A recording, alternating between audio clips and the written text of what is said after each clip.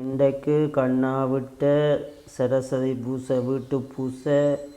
சரஸ்வதி பூசை சாமிக்கு படைக்கிறதுக்கு என்ன சாப்பாடு என்றால் சக்கரை புக்கை,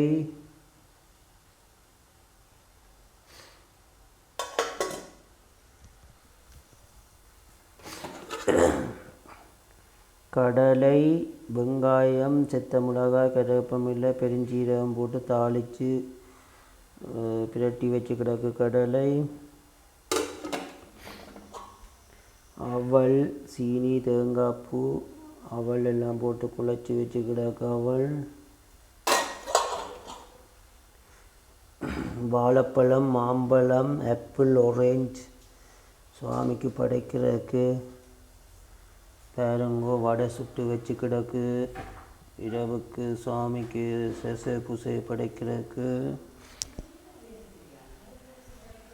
பாருங்கோ, உளுந்து, வெங்காயம், பிஞ்சு மிளகாய், கருவேப்பமிலை எல்லாம் போட்டு பிரட்டி வச்சு கிடக்கு வடைக்கு. பாருங்கோ, வடை பொரிகிறது.